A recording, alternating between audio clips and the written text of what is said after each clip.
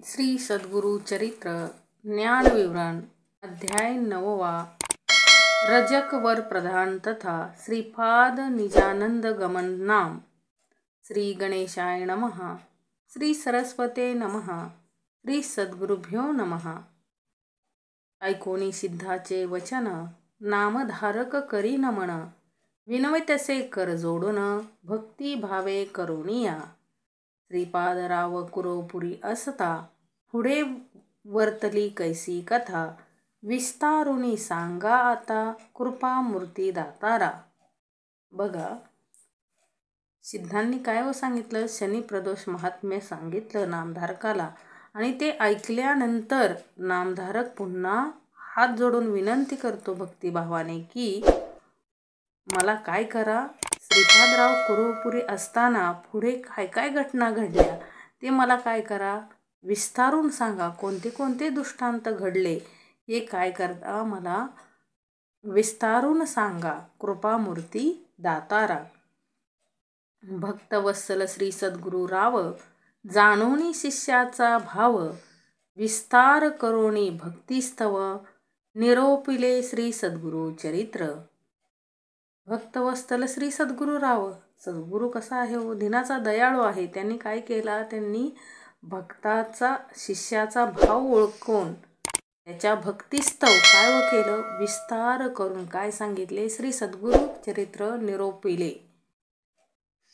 सिद्ध म्हणे नामधारका पुढे झाले अति कौतुका तया ग्रामी रजक एका सेवक झाला श्री सद्गुरूचा। सिद्ध काय म्हणतात नामधारकाला, पुढील जी कथा आहे ती काय आहे हो, त्या गावी कोण होता, एक रजक। रजक म्हणजे कोण, कपडे धुणारा। आणि तो काय झाला, तो अखंड काय झाला, सेवक झाला कुणाचा, सद्गुरूंचा। आता आपण काय करायचं, श्रवण करताना नेहमी, निरोपण ऐकताना नेहमी त्यामधील गर्भित अर्थ काय करायचा हो, जाणून घेण्याचा नेहमी प्रयत्न करायचा। आता हा रजक म्हणजे कोण हो, रजक म्हणजे घरोघरी जाऊन कपडे गोळा करून दुसऱ्याचे कपडे काय करतो, तो धुतो, तो रजक।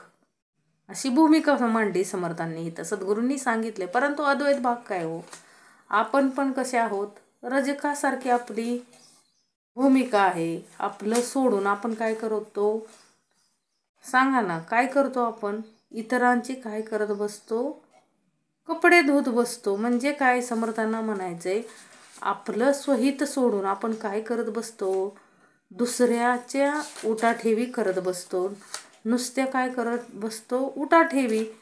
त्याने काय होतं, त्याने आपली काय होते, हानी होते। मग सद्गुरू काय सांगतात की रजकासारखी आपली अवस्था झाली होती, जोपर्यंत श्रवण नव्हतं तोपर्यंत। म्हणजे काय हो, रजक म्हणजे काय हो, आपण जिवंत प्रतीक, रजकाचं जिवंत प्रतीक आहोत आपण। काय हो, स्वतःचे कपडे धुवायचे सोडून दुसऱ्याचे कपडे धुण्यासाठी गोळा केले, याचाच अर्थ आपले दोष जावे म्हणून हा आपण कधी धडपडलो का, आपले स्वतःचे दोष जावेत म्हणून आपण कधी धडपडलो नाही, तर जगाच्या उठाठेवी करत बसलो, लोकांचा काय करत राहिलो, द्वेष मत्सर करत राहिलो। परंतु त्या रजकाने काय केलंय, आता ह्यामध्ये बघा समर्थ काय म्हणतात की जोपर्यंत सद्गुरूंची ओळख नव्हती तोपर्यंत ह्या रजकानं काय केलं, दुसऱ्याचे कपडे आणून तो काय करत होता, धूत होता। परंतु ज्या वेळेस सद्गुरूचरण भेटलं त्यावेळेस त्याच्यामध्ये काय बदल झाला, तो समर्थांनी इथं सांगितलेला आहे। सेवक झाला श्री सद्गुरूचा, तो काय झाला, सेवक झाला सद्गुरूंचा। आता माणूस काय करतो, स्वतःचं स्वहित सोडून दुसऱ्यावर जास्त दुसऱ्याचे दोष काढत बसतो, गुणदोष काढत बसतो। त्यावरून एक भाग सांगितलाय बघा समर्थांनी, एक व्यक्ती रस्त्याने चालला होता आणि रस्त्याने जात असताना समोर त्याच्या कोण आलो, यम आला। कोण आलं, यम आला। एका माणसाच्या वेशामध्ये यम आला आणि यमानं काय केलं, पाणी मागितलं। त्या मनुष्याला काय मागितलं हो, पाणी मागितलं। मग तो माणसानं काय केलं, पाण्याची बाटली काढून त्या यम ज्या वेशामध्ये आला होता त्या त्यानं ओळखलं नाही, त्या माणसाने त्या यमाला ओळखलं नाही, त्याला पाण्याची बाटली दिली तहान लागली म्हणून. पाणी पिला यम. मग यमाला काय झालं हो, त्या माणसाने पाणी दिलं म्हणून यमाला त्या माणसाविषयी दया आली, कारण त्याचा मृत्यू काळ होता त्यावेळेस. काय होता हो, मृत्यू काळ होता. म्हणून काय केलं यमाने ही सांगितलं त्या व्यक्तीला, काय तुझा काय आहे, 5 मिनिटामध्ये तुझा मृत्यू आहे. ही वही घे, हा पेन घे आणि तुझं जे काय असेल ते काय कर, तुला तुझी काय जी इच्छा असेल ती काय कर, तू लिही. तुला मी काय देतोय, आशीर्वाद देतोय. तुझ्याकडे वेळ किती असणार आहे, फक्त 5 मिनिटं. आता त्या व्यक्तीनं काय केलं, जसं वही हातामध्ये घेतली त्याला दिसलं की त्याच्या शेजारच्या व्यक्तीला काय लागणार, तिथं लिहिलेलं होतं त्या वहीमध्ये. उद्या शेजारच्या व्यक्तीला काय लागणार आहे, लॉटरी लागणार आहे. मग ह्यानं काय करावं, ते खुडलं. पेन दिलता ना यमानं, त्यानं खुडलं आणि तिथं काय, ह्याला लॉटरी लागू नये. परत दुसरं पान उलटलं तर तिथं पण लिहिलेलं दुसऱ्या शेजारच्याचं खूप काय हो, त्याला मोठी नोकरी लागणार आहे. तिथं पण त्यानं काय केलं, खुडलं की ह्याला नोकरी नको मिळू दे, असं काय केलं, त्यानं लिहिलं. आणि तिसरं पेजवर आपलं स्वतःचं तो लिहायला लागला. त्या क्षणी यम म्हणाला, इकडं द्या पेन, तुमचा 5 मिनिटं वेळ काय झालाय, संपलाय. हा भाग कशासाठी घेतला हो, की माणूस काय करतो, स्वतःचं लिखाण करायचं होतं त्यानं. स्वतःला म्हणजे स्वतः सायुज्यमुक्तीला जायचं होतं, स्वतः मोक्षाला जायचं होतं. ते सोडून तो काय करत बसला हो, दुसऱ्याचं वाटोळं करत बसला. शेजारच्या दोघांचं काय केलं, त्यानं वाटोळं केलं. मरायच्या अगोदर वाटोळं म्हणजे त्यानं ते सांगितलं ना भाग, की चांगलं होणार होतं ते काय केलं, ह्याला बघवलं नाही म्हणून ह्यानं काय केलं, त्यांचं वाटोळं केलं. म्हणून काय हो, ह्याचा मृत्यू काय झाला नाही, चुकला नाही. मग ह्याला स्वहित करता आलं असतं तिथं, परंतु ह्याच्या द्वेष मत्सरामुळे ह्याला काय करता आलं नाही हो, स्वतःचं स्वहित करता आलं नाही. याच ठिकाणी त्याला जर सद्गुरूंची शिकवण असती तर त्यानं हे कृत्य केलं असतं का हो, निश्चितच नसतं केलं. म्हणून यावरून भाग काय समर्थांनी सांगितलं आहे, की तो रजक म्हणजे कोण हो, जिवंत आपलं उदाहरण आहे. आपणच त्या भूमिकेत होतो, परंतु आता आपण कुठं आलोय हो, सेवक झाला श्री सद्गुरूचा. काय झालोय आपण आता, समर्थ ज्या अर्थी श्रवण करतोय आपण, ज्या अर्थ हा भाग ऐकतोय, त्या अर्थी काय झालोय हो, आपण सेवक झालोय सद्गुरूंचं. म्हणून आपली भूमिका कशी पाहिजे, मुक्ती मिळवण्याची, आपलं स्वहित करण्याची काय पाहिजे, आपली धारणा वृत्ती पाहिजे. दुसऱ्याचं वाटोळं करत बसायचं नाहीये. त्या व्यक्तीसारखं स्वतःचं काय केलं, त्यानं नुकसान करून घेतलं आणि मृत्यूला काय झाला, तो प्राप्त झाला. त्यानं लिहिलं असताना तिथं मला 100 वर्ष आयुष्य मिळावं, तरी त्याला ते काय मिळणार होतं, कारण वही कुणाची होती, पेन कुणाचा होता, तर त्या यमाचा होता. परंतु ह्यानं काय केलं, स्वतःचं लिखाण करायचं ठेवून दुसऱ्याचं वाटोळं करत बसला. मग हे काय आहे, चुकीचं आहे. स्वहित करायला शिका, असं समर्थांनी सद्गुरूंनी सांगितले. नित्य आता तो सेवक काय झाला हो, सेवक झाला श्री सद्गुरू. तो रजक सेवक कुणाचा झालाय, सद्गुरूंचा झालेला आहे. नित्य श्रीपाद गंगेसी येती, विधीपूर्वक स्नान करीती, लौकिक व्यवहार दिव्य गती, आचरती त्रैमूर्ती आपण. नित्य श्रीपाद काय करत होते हो, गंगेला यायचे आणि विधीपूर्वक स्नान करायचे, लोकांशी काय हो, प्रेमाने वागायचे. आता तो त्रैमूर्ती आहे, तो भगवंत आहे, तरी पण त्याचं आचरण, तो भगवंताचं आचरण कसं असणार आहे, साहजिकच उत्तमाचंच आचरती त्रैमूर्ती आपणही. म्हणजे देव असून सुद्धा काय करत होता, तो सामान्य माणसासारखी देव काय करत होता, रोज विधीपूर्वक स्नान करत होता, गंगेला येत होता. म्हणजे बघा, त्रैमूर्ती स्वतः असून सुद्धा साध्या माणसासारखे काय करत होते, ते कर्म करत होते. ज्याच्या दर्शने गंगा स्नान, त्यासी काय असे आचरण, लोकानुग्रहा कारण स्नान करती परेस. आता ज्याच्या नुसत्या दर्शनाने गंगा स्नान झालेल्याचं पुण्य मिळतंय, त्याला कशाचे आलंय गंगा स्नान, कशाचं आलंय हे आचरण. परंतु लोकानुग्रहा कारणे स्नान करती परेसा, म्हणजे लोकांना महत्त्व कळावं स्नान करण्याचं. आचरण लोकांनी माझ्यासारखं आचरण करावं म्हणून तो स्वतः आचरण करतोय. आता पण बघा तसंच असतंय. किती व साध्या वेशामध्ये सद्गुरू येतात, आपल्यासारखा संसार करतात. मग हे बघितलं पाहिजे, आपण शिकावं त्यांच्याकडून म्हणून ते काय करत असतात हो, त्या पद्धतीने आचरण करत असतात. नाहीतर त्या विश्वाच्या मालकाला आचरण करायची काय गरज आहे. तो स्वतःच कोण आहे हो, ज्याच्या दर्शनाने गंगा स्नान घडते त्याला गंगा स्नानाची काय गरज आहे हो, काही गरज नाही आहे. तरी पण तो आपल्यासाठी काय करतोय, सगळं आचरण करतोय जेणेकरून माझ्या दासांनी माझ्यासारखं शिकावं. वर्तता ऐसे एके दिवशी श्रीपाद येती स्नानासी, गंगा वाहे दाहे दिशी मध्ये असती आपण देखा. आता एके दिवशी काय झाले, श्रीपाद स्नानाला आले, मध्यंतरी गेले नदीच्या आणि कडेने सगळ्या काय हो त्यांची दाही दिशेला काय होती हो, पाणी होतं, गंगा होती.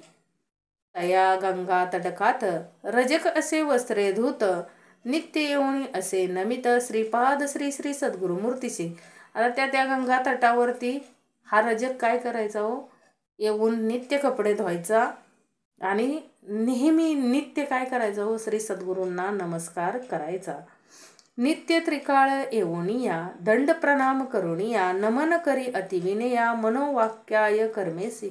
एकदम नम्रतेनं काय करायचं हो, नमन करायचा सद्गुरूंना. हा ह्याचा नित्यक्रम होता, कोणाचा, रजकाचा. वर्तता ऐसे एके दिवसी आला रजक नमस्कारासी, श्रीपाद म्हणती तयासी एक चित्ते परेसा. आता असं त्याचं खूप दिवस चाललं होतं की तो रोज काय करायचा, सद्गुरू गंगा स्नानाला आले की तो काय करायचा, वस्त्रे घेऊन तिथं गंगा तटाकाला वस्त्रे धुवायला यायचा आणि नित्य नियमाने काय करायचं व श्रीपाद श्री न चुकता सद्गुरूंना नमस्कार करायचा. तो विकास हो एकचित्ते, एकचित्ताने काय करायचा हो, नमस्कार करायचा, अतिशय प्रेमाने नमस्कार करायचा.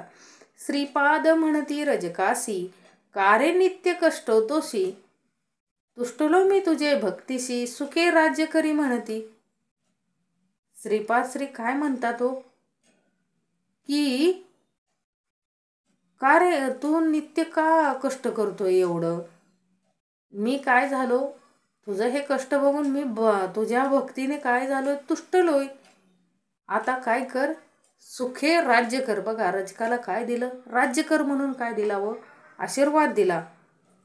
ऐकता श्री सद्गुरूंचे वचन, गाठी पालवी बांधी शकून, विनवतसे कर जोडून, सत्य संकल्प श्री सद्गुरू मूर्ती.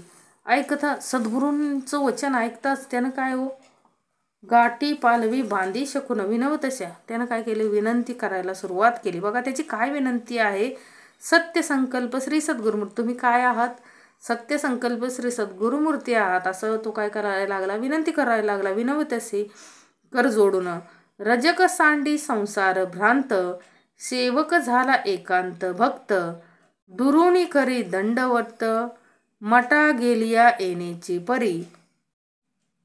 रजक काय करायचा व सगळं संसार भ्रांत सांडून तो काय झाला, समर्थांचा एकांत भक्त झाला.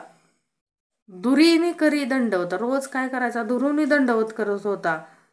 आणि मठामध्ये गेला, सद्गुरू ज्या मठामध्ये राहत होते तिथं पण गेल्यानंतर त्याच पद्धतीनं तो काय करत होता व दंडवत करत होता सद्गुरूंना. ऐसे बहुत दिवसावरी रजक मग सेवा करी, अंगण झाडी प्रोक्षण करी, नित्य नियम येणे विधी. असे कितीतरी दिवस गेले, रजक काय हो करायचा, सेवा नित्य नियमाने करत होता, अंगण झाडायचा मठातील, सद्गुरू जिथे राहत होते सद्गुरूंची काय करत होता हो, नित्य नेम येणे विधी, नित्य नेमाने काय करत होता हो, सेवा करत होता. असता एके दिवशी देखा, वसंत मास वैशाखा, क्रीडा करीत नदीतून निका, आला राजा म्लेंच एक. काय झालं, अशी सेवा तो करत होता आणि अशी सेवा करत असताना एके दिवशी काय झालं हो, रजकाने बघितलं की एक राजा काय हो नदीतून येत आहे आणि त्याच्याबरोबर काय आहे पोहत वगैरे येत आहे. आता राजा तो शेवटी तो काय हो राजा खेळत डुलत क्रीडा करीत नदीतून निघा. म्हणजे एकदम त्याचा आरास होता त्या राजाचा आणि तो कुठून व नदीतून निघालेला. स्त्रिया सहित नावेत आपण अलंकृत आभरण क्रीडा करीत स्त्रियासह आपण गंगेमधून येत असे. काय हो हसत रमत काय हो तो राजा स्त्रियांसवे काय होत होता येत होता त्या नावेमध्ये. सर्व दळ थडीये थडी अमित असती हस्ती घोडी मिरविताती रत्ने क्रोडी अलंकृत सेवक जन. सर्व दळ काय हो सर्व दळ त्याबरोबर होतं त्या राजाच्या. म्हणजे माणसं होती त्याच्याबरोबर. हत्ती घोडे आणि सगळे काय हो सगळी ती त्याच्याबरोबर येत होती. रजक ऐसा सर्व दळ थडीये थडी अमित असती हस्ती घोडी मिरविताती रत्ने क्रोडी अलंकृत सेवक जन. ऐसा गंगा प्रवाहात राजा आला खेळत नाना वाद्ये असे गर्जत सवे येती थडीयेसी. काय हो आणि असं तरी होतं का वाजंत्री वगैरे वाजत नाच गाण्याचा मस्तपैकी काय होतो गंगेमधून येत होता. ऐसा गंगा प्रवाहत राजा आला खेळत नाना वाद्य असे गर्जत सवे येती थडीयेसी. रजक होता नमस्कारित शब्दे आ झाला अति दुचित असे गंगेत अवलोकित समारंभ राजयाचा. आणि हा राजाचा थाट बघून रजक नमस्कार करत करतच काय झाला. रजक होता नमस्कार करत करतच तो काय झाला दुच्चित झाला अंतकरणे आणि गंगेत बघत होता.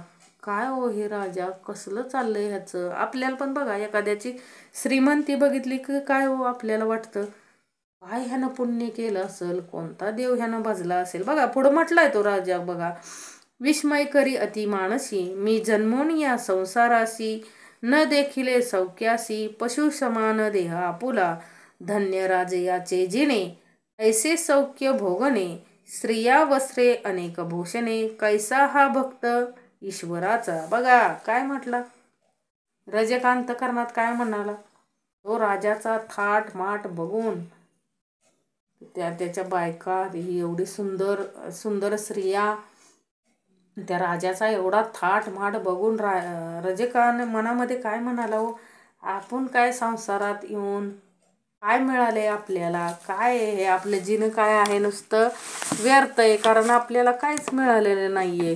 काय ह्यांनी कुठला देव आराधला असेल. धन्य राजयाचे राजाचं जीवन म्हणजे काय हो खूप त्यानं काय केलेलं असेल पुण्य केलेलं असेल म्हणून त्याला हे काय मिळतंय असलं. ऐसे सौख्य भोगणे स्त्रिया वस्त्रे अनेक भूषणे कैसा हा भक्त ईश्वराचा. कसला भक्त असेल हा ईश्वराचा मग कुठला ईश्वर ह्यानं भजला असेल म्हणून ह्याला काय हे मिळालंय हे सगळं सौख्य मिळालंय. किती नशीबवान आहे हा राजा. आपण पण बघा म्हणतो एखादा खूप श्रीमंत असेल तर आपण काय म्हणतो काय हा श्रीमंत आहे कुठला. त्याची श्रीमंती बघून आपण काय होतो दुःखित होतो दुःखी होतो एखाद्याची श्रीमंती बघून. का हो कारण आपल्याकडे नसते म्हणून.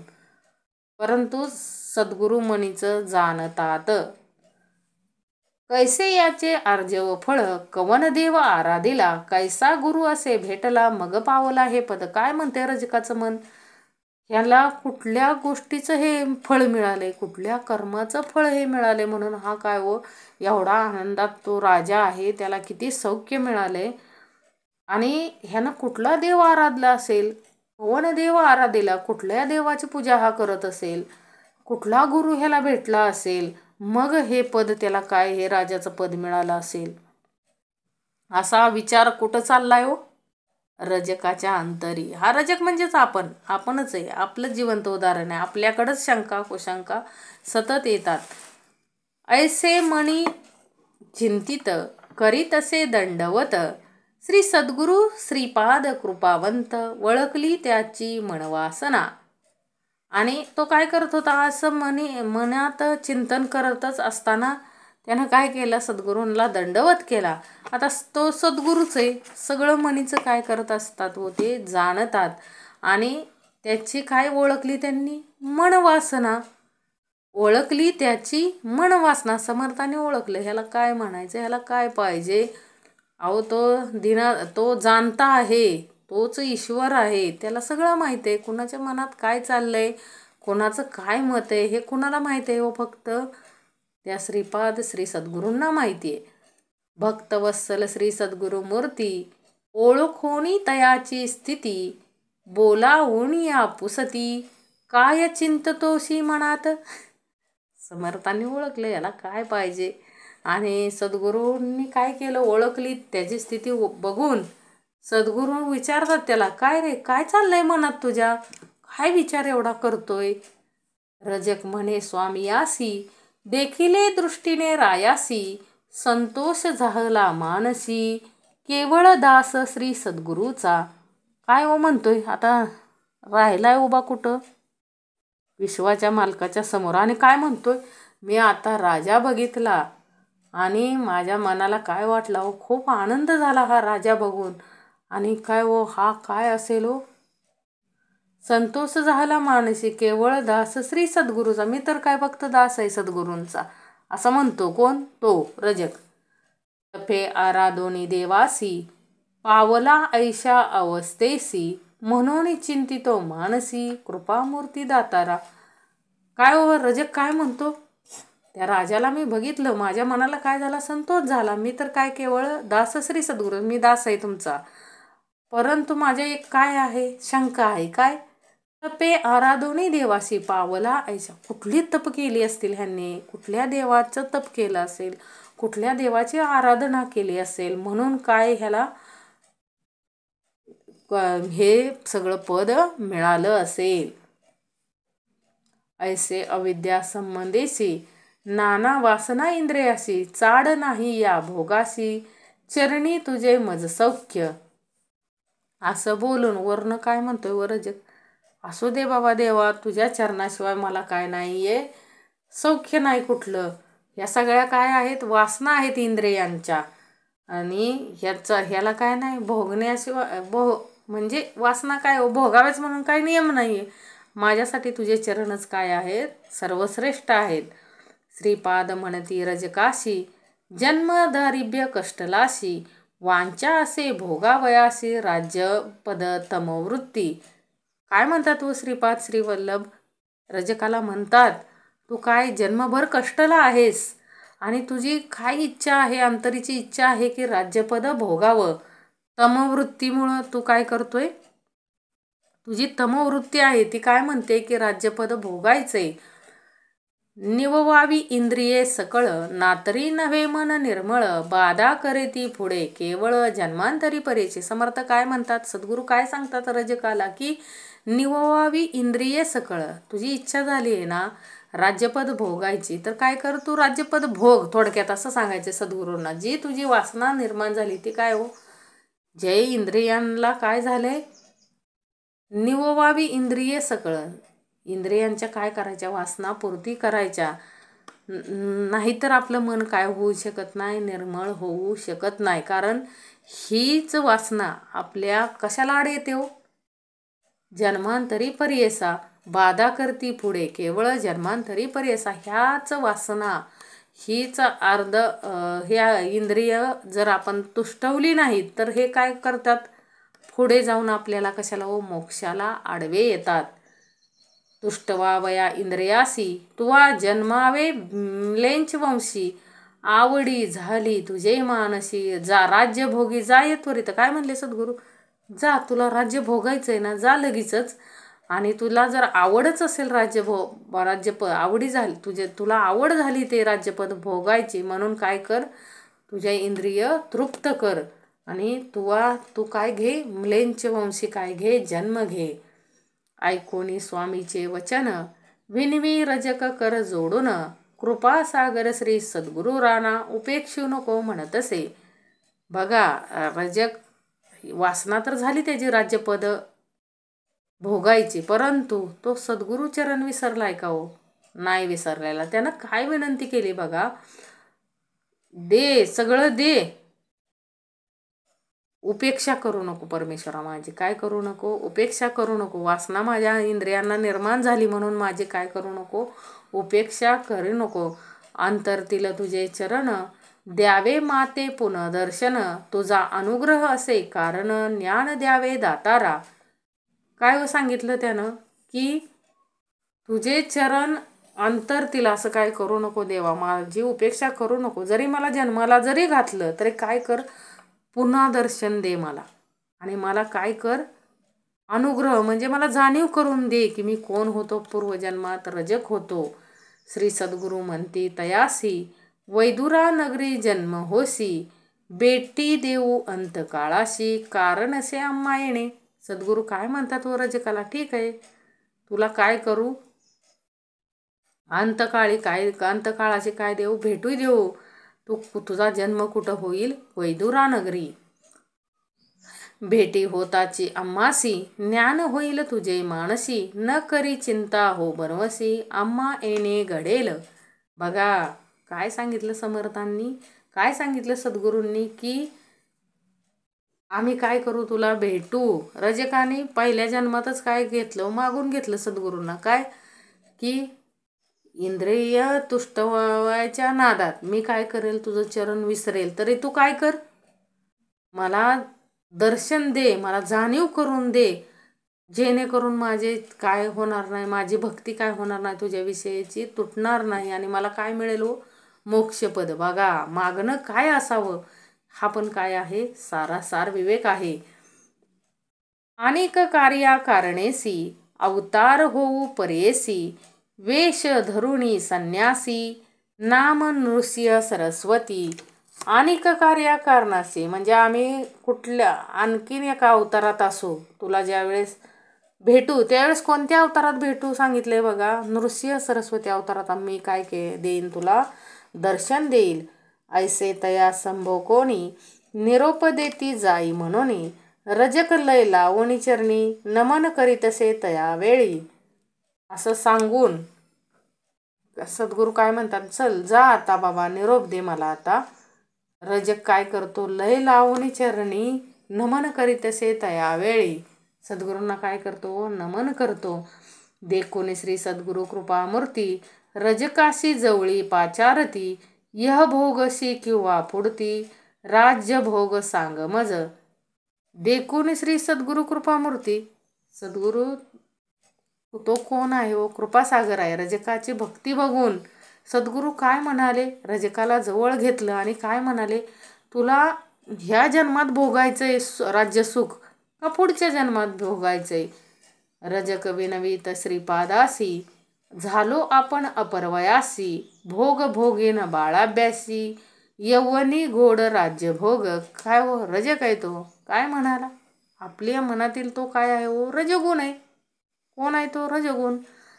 तो तर सरळ जातोय का, नाही जात. तो काय म्हणतोय हो, रजक विनवित श्रीपादासी. आता मी माझं काय झालंय, आता वय झाले. रजक काय म्हणतो, आता माझं काय झालंय, वय झालंय, मला काय करायचंय, भोग भोगीनं बाळला बेसी. मी लहानपणापासून मला काय करायचं आहे, राज्य भोगायचं आहे. कारण यौवनी गोड राज्यभोग. काय सगळ्यात जास्त सुख कधी आहे, यौवनामध्ये काय आहे, राज्यभोग भोगायचं सुख आहे. त्यामुळे मला काय हो, बालपणापासूनच राज्यभोग दे. ऐकोनी रजकाचे वचन निरोप देती श्रीपाद आपण, त्वरित जाई रे म्हणून जन्मांतरी भोगी म्हणती. रजकाचं वचन ऐकून सद्गुरू म्हणतात, जा बाबा काय कर, लहानपणापासून काय कर, भोग आता राज्यपद भोग. निरोप देताचे तैवेळी त्याजिला प्राण तात्काळी, जन्म झाला म्लेंच कुळी वैदुरा नगरी प्रख्यात. समर्थांनी सांगितल्याप्रमाणे त्यानं काय केलं हो, प्राण त्यागला तात्काळ आणि त्याचा जन्म कुठं झाला हो, म्लेंच कुळी वैदुरा नगरी प्रख्यात.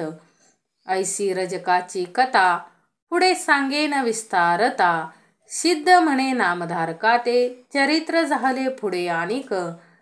असं कोण सांगते, सिद्ध काय सांगतात, अशी या प्रकारे रजकाची कथा झाली. पुढे आणखीन विस्तार करून सांगेल दुसरी कथा. चरित्र आणखीन काय आहे पुढे आहे, ती काय करून सांगेन तुला मी, विस्तार करून सांगेन. इतके झाली या अवसरी श्रीपादराय कुरवपुरी असता महिमा अपरंपारी प्रख्यात झाली परेसा. आता एवढं झालं, कुरवपुरामध्ये काय हो, श्रीपादरायांचा महिमा काय झाला हो, प्रकट झाला. सगळीकडे काय झाली, त्यांची ख्याती झाली. महिमा सकळ सांगता विस्तार होईल बहुकथा. पुढील अवतार असे ख्याता सांगेन ऐक नामधारका. आता महिमा सकळ सांगता काय होईल हो, खूप मोठी कथा होईल. त्याकरता पुढे अवतार घेतलाय सद्गुरूंनी, ते ऐक ना. कोणाला म्हणतात, नामधारकाला सिद्ध म्हणतात. महिमान सांगता श्री सद्गुरूचे शक्ती कैची आमुचे वाचे. नवल नव्हे अमृत दृष्टीचे स्थान महिमा ऐसाची असे.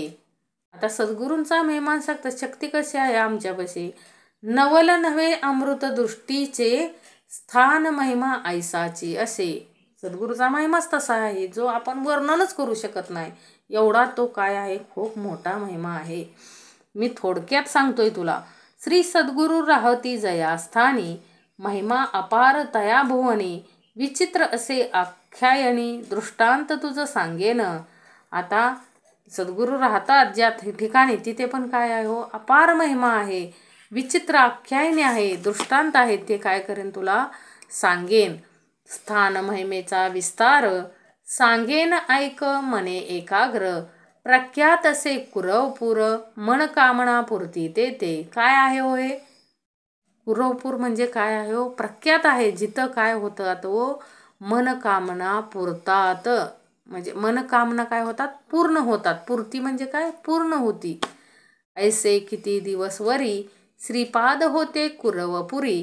कारण असे पुढे अवतारी म्हणून अदृश्य होती तेथेची.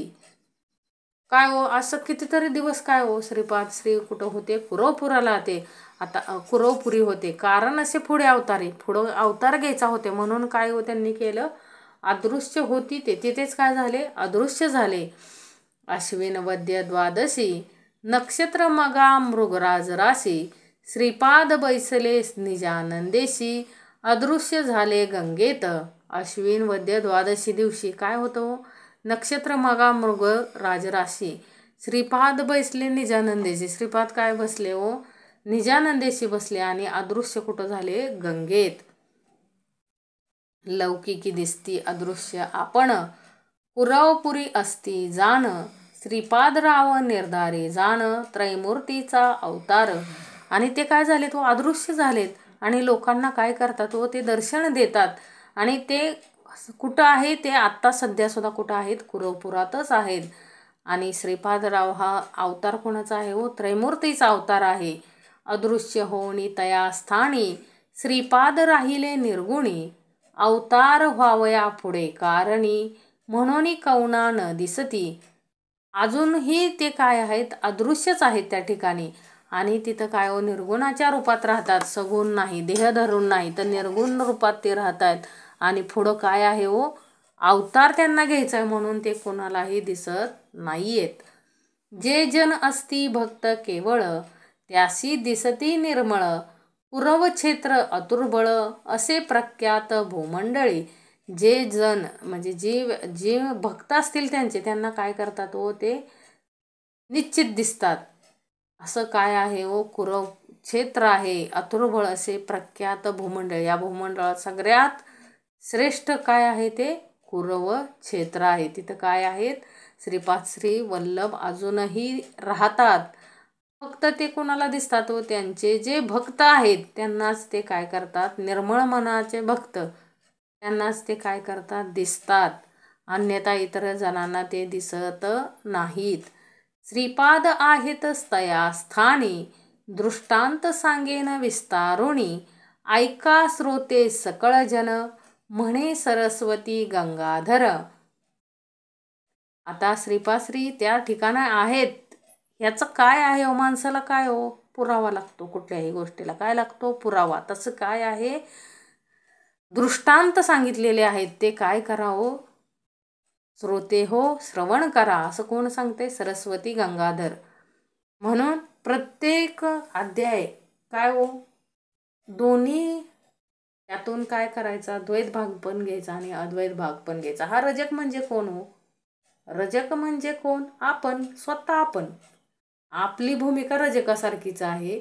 आपल्याला काय हो, आपण भौतिक सुखामध्ये काय बसतो, अडकून बसतो रजकासारखं. आपल्याला पण काय वाटतं की राज्यपद भोगावं. परंतु रजक कसा होता हो? निष्ठावंत भक्त होता तो. त्याला काय मिळावे? सायुज्यमुक्ती मिळावी म्हणून सद्गुरूंनी काय सांगितलं? तुझी इंद्रिय काय कर, तुष्टव म्हणजे इंद्रियांना काय कर, शांत कर. म्हणून त्याला जन्माला कुठं घातलं हो? लेंज. म्हणजे काय हो? हा रजक म्हणजे दुसरं तिसरं कोणी नसून प्रत्येक व्यक्ती म्हणजे कोण आहे? रजक. प्रत्येकाची भूमिका अशीच आहे. प्रत्येक जण कशात अडकलाय? भौतिक सुखामध्ये अडकलाय. परंतु सद्गुरू काय म्हणतात, याच्यापेक्षाही काय आहे वेगळं? तो परब्रह्म आहे. त्याला काय करायचं? आपल्याला शरण जाय. पण रजकानं काय हो? चातुर्य वापरलं आणि देवाला काय हो पुढल्या जन्मात पण काय करून घेतलं? आपलंसं करून घेतलं आणि सायुज्य मुक्ती प्राप्त करून घेतली. हे आपल्याला पुढं कळेलच. म्हणजे आपल्याला काय करायचंय हो? सायुज्य मुक्तीला प्राप्त व्हायचंय. सिद्धे सांगितले नामधारकाशी, तेची कथा विस्तारेसी. सांगतेसे सकळक्यांसी, गंगाधराचा आत्मज. इति श्री सद्गुरुचरित्रामृते परमकथा कल्पतरो श्रीनृसिंह सरस्वते पाख्याणे सिद्ध नामधारक संवादे रजकवर प्रधान तथा श्रीपाद निजानंदन गमन नाम 9मो अध्याय 9वा. श्री सद्गुरु दत्तात्रय प्रणमस्तु. श्री सद्गुरुदेव दत्त.